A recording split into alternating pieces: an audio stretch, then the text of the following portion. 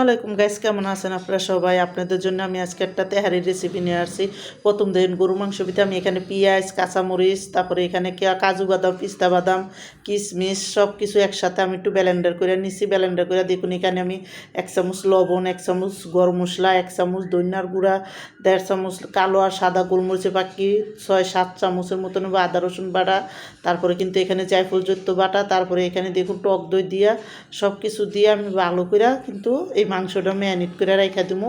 তো দেখুন এদিকে মাংসটা সুন্দর করে কিন্তু হাত দিয়ে ম্যারিনেট করে আমি একটা জায়গায় না এখানে রেখে দেবো 1 ঘন্টার লেগে। তারপরে রেখে দেখুন যখন ম্যারিনেট হয়ে আইছে আমি কিন্তু এখানে বেশি করে তেল দিছি। তারপরে কিন্তু এখানে গরম মশলা, এলাচি যা আছে মশলা সব দিছি, তেজপাতা সব কিছু দিয়ে দেখুন পেঁয়াজ দিলাম। পেঁয়াজ দিয়ে কটা কাঁচামরিচ দিয়ে দিছি, দিয়ে কিন্তু সুন্দর করে একটা দাগানির মতন করে নিছি। দাগানি করে তারপরে কিন্তু মাংসটা আমি দেখুন এখানে চুলার মধ্যে দিয়ে দিলাম।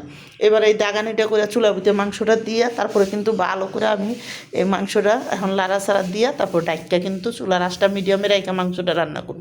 যখন দেখুন এখানে অনেকখানি পানি উঠে গেছে, আর এই পানি দিয়েই কিন্তু চুলার আঁচটা মিডিয়ামে রেখে মাংসটা আমি সিদ্ধ করবো। আর এদিকে দেখুন আমি পোলাও বসাই দিলাম। পোলাওর জন্য এখানে গরম মশলা, এলাচি সব কিছু দিয়ে পেঁয়াজ দিয়ে তারপরে কিন্তু আমি দেখুন এখানে একটু ঘি দিয়ে দিছি, দিয়ে কিন্তু সুন্দর করে তেল দিয়ে যখন পেঁয়াজটা হালকা লাল হয়েছে আমি এখানে পোলার চালটা দিয়ে দেবো। তো দেখুন পোলার চালটা সুন্দর করে দিয়া 1 চামচ লবণ, সুন্দর মতো লবণ দিছি। আমি কিন্তু এখানে কোনো আদা রসুন কোনো কিছু দিব না, কারণ সব কিছু আমি মাংসর ভিতরে দিছি।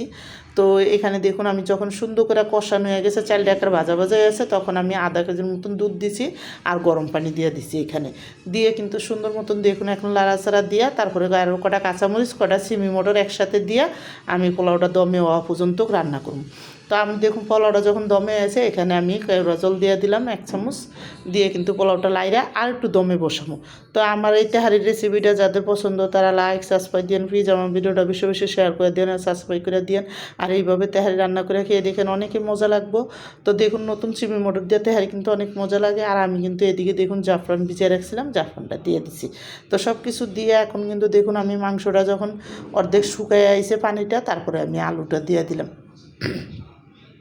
এবার এই আলুটা দিয়ে মাংসটা একটা কষান পর্যন্ত রান্না করবো। এখানে একটু আমি দিয়ে দিছি, কেওড়া জল দিয়ে দিছি। দিয়ে কিন্তু দেখুন মাংসটা যখন সুন্দর মতন গললে, আলুটা গললে তেলটা উপরে বাইসা উঠছে, তারপরে কিন্তু কষানো হয়ে গেছে, আমার কিন্তু মাংসটা রান্না শেষ। তো এখানে দেখুন আমি কটা পেঁয়াজ বেরেস্তা দিয়ে দিলাম, দিয়ে কিন্তু মাংসটা ডাইলা দিলাম।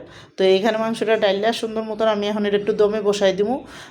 সব কিন্তু সব হয়ে গেছে, খালি শুধু একটু দমে বসাবো। দেখুন এখানে পেঁয়াজ বেরেস্তা দিয়ে দমে বসাইছি, যখন হয়ে গেছে মিলাইয়া আমি পোলাওটা নামাই দেবো। তো দেখুন এদিকে সুন্দর করে পোলাওটা মিলাই টিলাইয়া তারপরে কিন্তু পোলাওটা নামাই দেবো। আমার পোলাওটা রান্না কিন্তু শেষ।